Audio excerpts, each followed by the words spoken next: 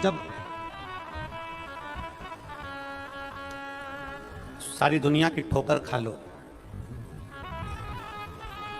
सारी दुनिया के हाथ जोड़ लो, सारी दुनिया से निवेदन कर लो और उसके बाद भी तुम्हारी दुख की घड़ी समाप्त नहीं हो, तब प्रयास करना।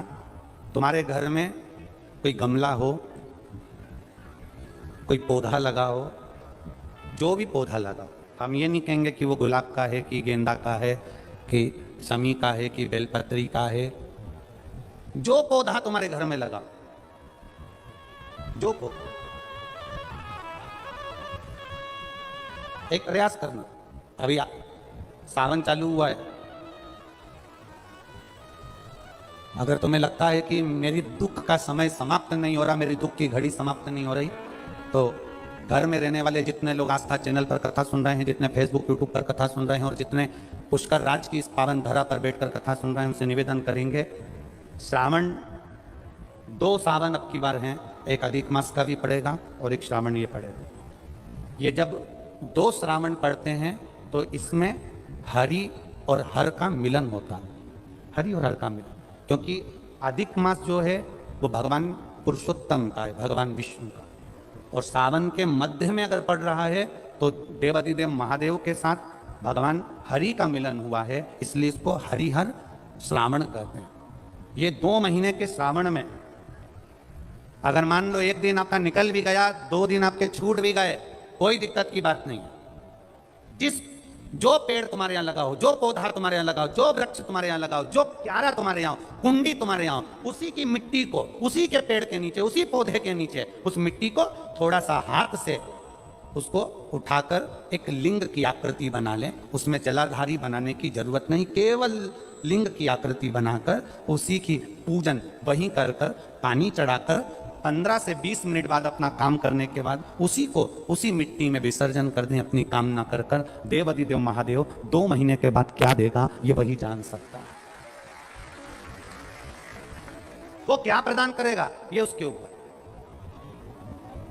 देख लिया हमने, बहुत बहुत प्रयास कर कर देख लिया, सारी दुनिया का हमने प्रयोग कर कर देख लिया। इनसे भी पूछा, उन्होंने कहा वाशरूम इधर बना दो, वास्तु शास्त्री ने कहा ये बना दो, ज्योतिषाचार्य ने कहा ये बना दो, उन्होंने कहा ये बना दो, उन्होंने कहा वो बना दो। हमने दुनिया का काम कर कर देख लिया, हाथों की अंगूठियां बदल कर देख ली, नथ आभूषण बदल कर देख लिए, सोने की दिशा बदल कर देख ली, सीढ़ियों की दिशा बदल कर देख ली। अब जब सारी दिशा बदल कर देख ली, सारा काम कर कर देख लिया, उसके बाद भी अगर हमारी ग्रह दशा नहीं सुधरे, हमने सबके दरवाजे जाकर देख लिया, देवी देवताओं के भी धोख धोख के देख लिया, और जब भी अगर हमारी दशा ना सुधरे तो फिर कहीं मत जाना, महादेव के चरणों में जाकर बस उसकी आराधना में लग जाना, फिर वो संभाल लेगा। व्यापार को अपने करा, उस व्यापार में आपको फल नहीं मिला,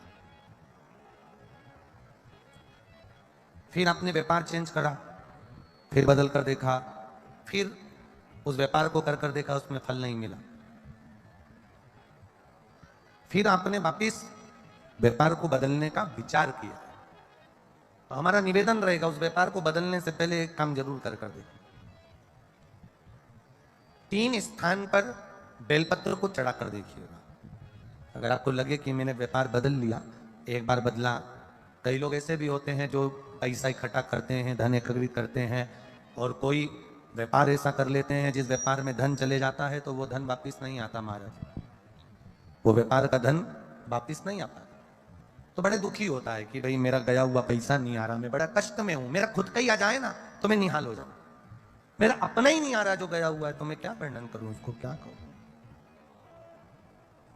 उनके लिए भी ये प्रयोग, ये शिव विद्येश्वर संहिता का ये भाव बड़ा सुंदर है महाराज। आप व्यापार पर व्यापार बदल कर देख लिए, धन भी हमारा कहीं डूब गया, आ नहीं रहा है, तो प्रयास करना। 3 स्थान पर चढ़ाई गई बेलपत्र हमें सुख का अनुभव करा देती, बहुत ध्यान लगाइए। पहला, अशोक सुंदरी की जगह। अब ये बेलपत्र जब भी आप चढ़ाएंगे तो रविवार की अगर प्रदोष पड़ जाए, कौन से दिन, रविवार की प्रदोष के दिन ये प्रयोग अवश्य कर कर देखिएगा। ज्यादा बार नहीं करना, केवल एक ही बार करना, बाबा स्वयं कृपा करेगा। अपने मंदिर में, अर्थात अपने घर के पास कोई मंदिर हो, शिवालय हो, देवालय हो, जहां शंकर भगवान विराजमान हो, शिवलिंग हो, ऐसी जगह पर अवश्य करें। हमें कहीं दूर जाकर ये प्रयोग नहीं करना, अपने अपने शिवालय, अपने जो घर के आसपास में शिवालय हो वो। एक बेलपत्र अशोक सुंदरी वाली जगह, अब उसको अशोक सुंदरी की जगह पर भी चढ़ाने का तरीका क्या है? ये शिवलिंग है, ये जलाधारी है, ये जल बहता है, बीच में जो मोटी सी लाइन है वो अशोक सुंदरी का स्थान, ये जो भाग है षडानंद कार्तिकेय गणेश जी और कार्तिकेय जी का। जलाधारी मतलब माता पार्वती जी का हस्तकमल, शिवलिंग मतलब भगवान शंकर का स्वरूप। ऊपर से जो बूंद बूंद पानी इस पर गिरता है वो शंकर भगवान की 5 लड़कियां, जया, विषहरा, श्यामली बारी, दौतली और देव। शिव जी की 5 लड़कियां ऊपर, एक लड़की शंकर भगवान की 6ठे नंबर की अशोक सुंदरी उनके चरणारविंद के पास, उनके गणेश षडानंद कार्तिकेय के मध्य में। जब हम बेलपत्र चढ़ाएंगे तो उस बेलपत्र को चढ़ाते समय आपकी जो बेलपत्र की डंडी है वो बेलपत्र, रविवार प्रदोष के दिन का ये उपाय है महाराज, ये बेलपत्र की जो डंडी है इस डंडी का भाग शिवलिंग की ओर होना चाहिए। ये जो डंडी है इसका भाग अशोक सुंदरी पर जब चढ़ाएंगे तो शिवलिंग की ओर इसका भाग होगा महाराज। दूसरी, बेलपत्र को जब हम समर्पित करेंगे तो जलाधारी का जया, विषहरा, श्यामली बारी, दौतली, देव, मान लो जलाधारी ऊपर नहीं है शंकर जी के तो उसका स्मरण कर कर 5 कन्याओं का नाम लेकर जया, विषहरा, श्यामली बारी, दौतली, देव, इनका स्मरण कर कर शंकर भगवान के शिवलिंग पर बेलपत्र रखेंगे। बेलपत्र कहां रखना है? आप अगर यहां बैठे हो तो आपके विपरीत में डंडी का मुख होना चाहिए। ये बेलपत्र की जो डंडी है इसका मुख आपके विपरीत में हो। आप यहां बैठे हो तो डंडी उधर होगी, आप इधर बैठे हो तो डंडी का मुख इधर होगा, आप उधर बैठे हो तो डंडी का मुख इधर होगा, आपके ठीक विपरीत की ओर डंडी का मुख हो। ये 2 जगह बेलपत्र समर्पित करने के बाद तृतीय बेलपत्र शिवलिंग की जो जलाधारी है जहां पर भगवान शंकर का शिवलिंग रखा है वहां स्पर्श कराकर, केवल छुआना है, स्पर्श कराकर बेलपत्री के पेड़ के नीचे ही कोई कंकर हो, कोई शंकर हो या कोई मिट्टी का ढेला हो, नी हो तो वहीं मिट्टी को थोड़ी सी ऊंची कर कर एक बेलपत्र बैठकर इस बेलपत्री की डंडी जड़ की ओर, मतलब जो वृक्ष होता है उस ओर इस डंडी का मुख होना चाहिए। ये 3 रविवार के प्रदोष के दिन शंकर भगवान पर चढ़ाई गई बेलपत्र से हमारा गया हुआ धन भी पुनः आने का रहता है और हमारा जो व्यापार बार बार बंद हो रहा है शिव की कृपा से एक बार चालू तो चालू हो ही जाता है। केवल एक मेरा देवाधिदेव महादेव ऐसे हैं, पार्वती मैया जब भोजन परोसती है, काकड़िया की रोटी बनाई, काकड़िया की साग और परसे माता पार्वती जी पावे भोलानाथ मन शिव रटोरे, छोड़ दो कपट मन शिव रटोरे। काकड़िया की रोटी बनाई और काकड़िया की साग। पार्वती जी जब जब भोजन बना के तैयार रखती हैं, शंकर भगवान के सामने थाली आती है, शिव जी के सामने जैसी थाली पहुंची, बाबा भोलेनाथ जी के सामने जैसी पात्र आया भोजन का, शंकर भगवान सबसे पहले भोजन करने से पहले नंदी की ओर देखते हैं, नंदी शिव जी की ओर देखता है। तब पार्वती जी 3 बार भगवान महादेव से प्रश्न कर चुकी, ऐसा क्या कारण है कि मैं भोजन बनाकर तुम्हारे सामने रखती हूं और नंदी की ओर तुम मुड़कर देखते हो? भोजन में कोई कमी रह गई, भोजन में नमक रह गया, भोजन में मिर्ची रह गई, भोजन में घी रह गया, भोजन में क्या कमी रह गई कि मैंने थाली रखी और तुमने नंदी की ओर देखा? ऐसा है क्या? पति भोजन करने बैठे और पत्नी ने थाली लगा के रखी और पति अपना मोबाइल देखता रहे तो पत्नी को गुस्सा नहीं आएगा? तुम्हारा मोबाइल जरूरी है कि भोजन जरूरी है? किससे चैटिंग चल रही है? क्या है ये? किससे बात चल रही है? क्या हो गया ये मोबाइल में क्यों लग रहे थे दिन भर? भोजन की थाली सामने रखी है ना। माता पार्वती जी ने शिव जी के सामने भोजन की थाली रखी और भगवान शंकर भगवान ने नंदी की ओर मुख कर कर देखा। जो नंदी की ओर देखा तो पार्वती जी ने गुस्सा कर दिया। माता पार्वती जी बोली, प्रभु एक बात बताओ, मैं रोज भोजन की थाली लाती हूं और आप भोजन की थाली देखकर नंदी की ओर देखते हो, ऐसा है क्या?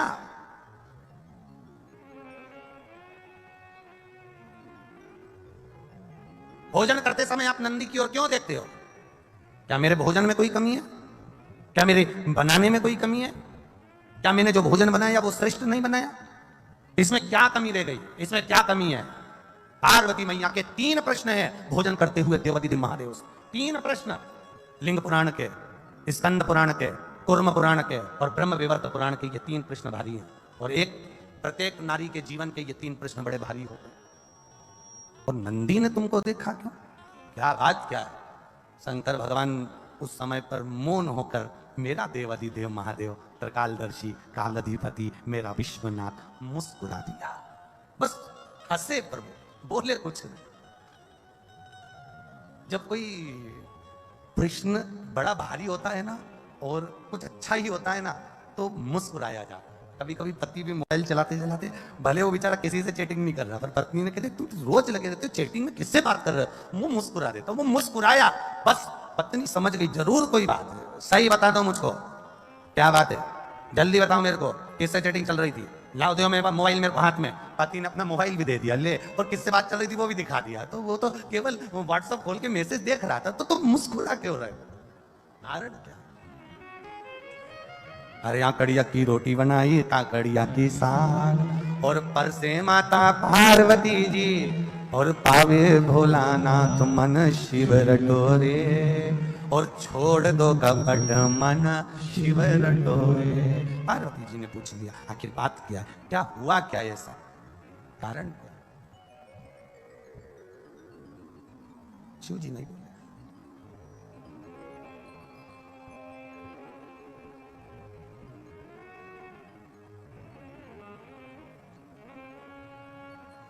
शिवजी नहीं बोले। थोड़ी देर बाद मां जगज्जननी जल का पात्र लेकर आई।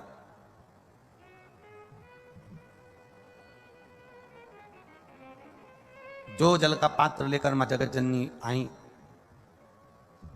शिवजी ने अपनी केश को, जटा को हाथ लगाया, ऊपर देखा। शंकर जी का एक चित्र, एक फोटो आपने देखा होगा जिसमें शिव जी ऊपर देख रहे हैं, दोनों हाथ ऊपर। किसी ने दर्शन करें कभी शिव जी के एक फोटो का दर्शन करना? अगर ना करे हो तो कभी गूगल पर, नेट पर, चित्र में शिव के जटा ऊपर गंगा और शंकर के नेत्र ऊपर दर्शन कर लो। पार्वती जी ने फिर प्रश्न कर लिया, मेरे एक प्रश्न का उत्तर नहीं दिया आपने। मेरा दूसरा प्रश्न है, मैं आपके लिए जल लेकर आई तो आपको ऊपर देखने की क्या जरूरत थी? अगर मैं जल लेकर आई हूं तो ये ऊपर देखने की क्या जरूरत है? क्या है ऐसा ऊपर?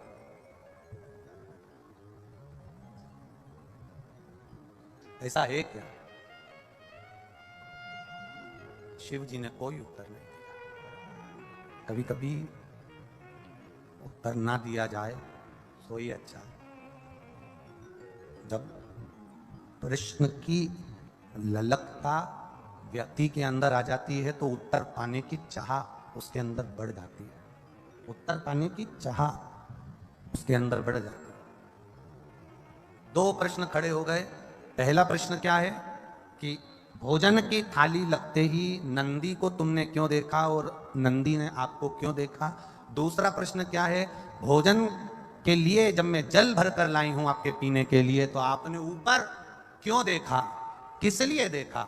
और महाराज तीसरा प्रश्न, जब भोलेनाथ भोजन की थाली पे से उठ गए, जल पान कर कर उठ गए, जब मेरे शंकर भगवान जल पीकर भोजन की थाली पर से उठकर जब चले और बाहर जाकर केवल खड़े होकर मेरे भोलेनाथ ने कुछ देर नेत्र बंद करे, तब फिर माता पार्वती ने प्रश्न कर लिया कि मेरे नाथ, अब ये तीसरा प्रश्न है आपके चरणों में कि आपने बाहर जाकर नेत्र बंद कर कर क्यों खड़े हो गए?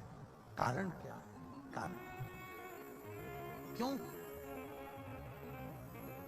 शंभु शरणे पड़ी मांगू घड़ी, शंभु शरणे पड़ी मांगू घड़ी घड़ी, दुख काटो दया करी ने दर्शन। तीन प्रश्न है और तीनों प्रश्न बड़े भारी हैं। तीन प्रश्न और तीनों प्रश्न बड़े भारी। शिव जी शयन में विश्राम करने के लिए मेरे भोलेनाथ जी बैठे थे, लेट रहे थे, तभी उसी समय पार्वती मैया आ गई। शिव जी के चरण के नीचे के तलवे को मेरी माता पार्वती जी ने हाथ लगाया शंकर भगवान के पांव के तलवे में। बहुत बहुत ध्यान देना, ये शिवलिंग जलाधारी, ये जो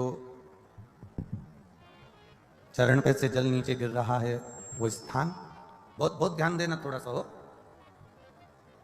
ये शिवलिंग जलाधारी, यहां से जल अशोक सुंदरी के पास में से नीचे की ओर गिर रहा, ठीक है। बेलपत्र नहीं है आपके पास चढ़ाने के लिए, मत चढ़ा। जल नहीं है चढ़ाने के लिए, मत चढ़ा। अक्षत नहीं है चढ़ाने के लिए, मत चढ़ा। पुष्प नहीं है शिव जी को चढ़ाने के लिए, मत चढ़ा। शमी पत्र नहीं है, मत चढ़ा। और किसी शिवालय में, किसी शंकर के मंदिर में अगर तुम गए हो, तुम्हारे पास में कुछ भी नहीं है, जो भी भगवान का दर्शन तुमने किया है, तो यहां से जो पानी नीचे गिरता है, उस गिरने वाले स्थान पर मात्र अपने हाथ का 3 बार स्पर्श कर कर बाबा से दिल की बात कहकर आ जाओ, तो उनकी मुराद बाबा पूर्ण कर देता है। वो सहज प्रसंग है। माने मेरी माता पार्वती जी ने शिव जी के चरण के नीचे के तलवे को मेरी माता ने स्पर्श किया है। आज बाबा बैठे हुए और माता ने चरण के तलवे को स्पर्श किया, स्पर्श किया। बस अब पार्वती जी ने प्रश्न नहीं किया।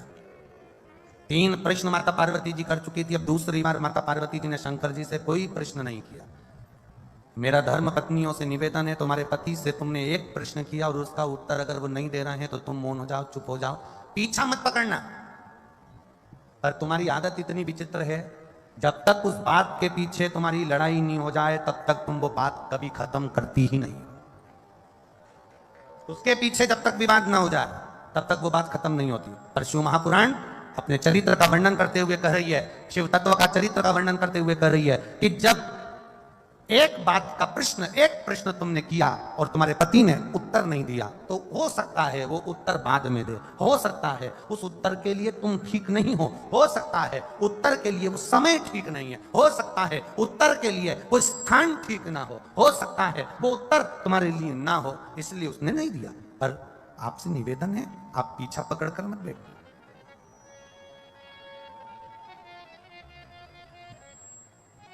कई माताओं की आदत होती है, कई आवाज पकड़ रहा है, गला पकड़ रहा है, कई माताओं की आदत रहती है, पीछे के गए हुए लोगों को ज्यादा वो उखाड़ते हैं। पीछे का जो समय चले गया ना, उसको उखाड़ते हैं।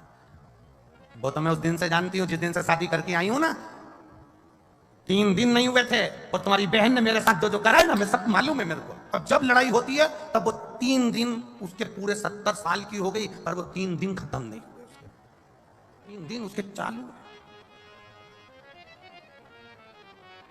अब मेरे महादेव जी ने क्या करा, केवल चरण के तलवे को स्पर्श किया था मेरी मां ने, केवल चरण को स्पर्श, और शिव जी ने कह दिया, गौरा, ए गौरा, ए हिमालय सुता, ए विनायक की महतारी, ए षडानंद कार्तिकेय की मां, जगत का भरण पोषण करने वाली है जगत जननी, तुमने 3 प्रश्न मुझसे किए। अब प्रश्न नहीं कराए मेरी माता ने, केवल एक बार प्रश्न कर कर मेरी माता भूल गई, और भूलने के बाद मेरी मां महादेव के चरण के उस रज को, उस नीचे तलवे को केवल स्पर्श करी और शिव जी ने उत्तर देना प्रारंभ कर दिया। सुनो हिमालय सुता, सुनो गोरा, सुनो हे जगतधात्री जगदम्बा, हे दुर्गा, सुनो, तुम्हारा पहला प्रश्न था कि मैं भोजन की थाली के सम्मुख बैठा तो नंदी को क्यों देखा, किस लिए देखा, और नंदी ने मुझे देखकर अपने शीश को क्यों हिलाया। सुता, हे हिमालय सुता, उसका केवल एक उत्तर है, मेरे को लोग विश्वनाथ कहते हैं। विश्वनाथ का मतलब तुम जानती हो सुता? विश्वनाथ का मतलब तुम्हें मालूम है पार्वती? पार्वती जी कहती हैं, हाँ, जो विश्व का नाथ है।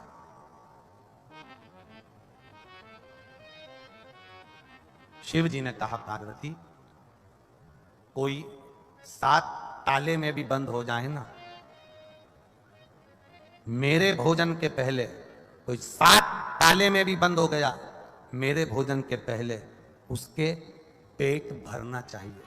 विश्वनाथ का मतलब है कोई अनाथ ना रहे, सबका उदर पोषण हो, सबका पेट भरे। जब तू थाली रखती है, मैं नंदी को देखकर पूछता हूं, क्या सारे संसार के जलचर थलचर वायुचर कितने, एक भेल मछली है, एक बड़ा सा हाथी है, एक बड़ा सा जानवर है, एक बड़ा सा जीव है, हजारों मछलियां करोड़ों जीव उसको खाते हैं, एक साथ उसके पेट भरने में, एक बड़ी भेल मछली का पेट भरने में हजारों टन भोजन लग जाता है। तो महादेव पूछते हैं, भगवान देव पूछते हैं, भगवान शिव पूछ रहे हैं, पार्वती मेरा नाम विश्वनाथ है, मेरा नाम विश्वनाथ है, मैं नंदी से पूछता हूं क्या सबका पेट भर गया? जब सबका पेट भर जाता है तब मैं फिर भोजन को ग्रहण करता हूं, क्योंकि घर का पिता भोजन करने बैठता है, या तो पिता या माता, दोनों में से एक ऐसे होते हैं जो सबको भोजन कराने के बाद अमरस बनाया है, खीर बनाई है, दाल बाटी बनाई है, पहले घर की बूढ़ी माँ, घर का बड़ा व्यक्ति सबके लिए पूछेगा, क्यों छोटा बेटा खा गया, बड़ा बेटा खा गया, वो पोते ने खा लिया, नाती ने खा लिया, पंती ने खा लिया, सबका पेट भरता है, उसके बाद फिर अपना पेट भरता है।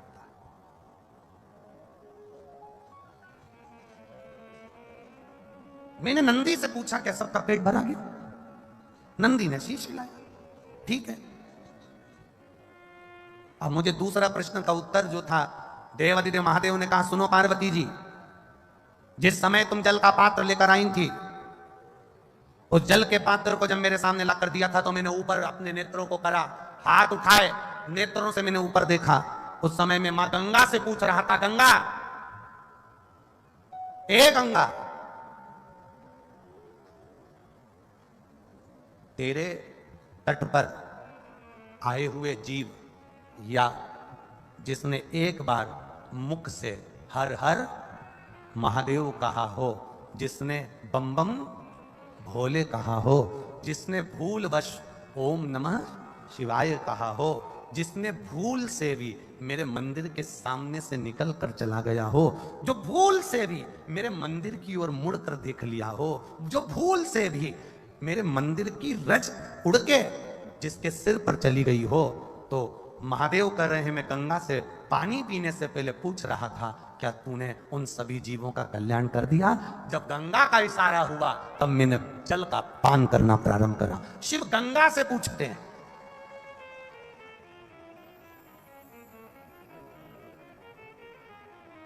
और तीसरे प्रश्न का उत्तर महादेव कह रहे हैं, मैं बाहर गया, नेत्र बंद कर थोड़ी देर खड़ा हो गया, तब शंकर भगवान कहते हैं, उस समय पर मैं बाहर खड़े होकर मेरे इष्ट मेरे राम को याद कर रहा था और उनको धन्यवाद दे रहा था कि तूने मुझे जो कार्य सौंपा है विश्व के भरण पोषण का, वो मैंने सुचारू रूप से कर दिया, उसके लिए तेरा धन्यवाद है।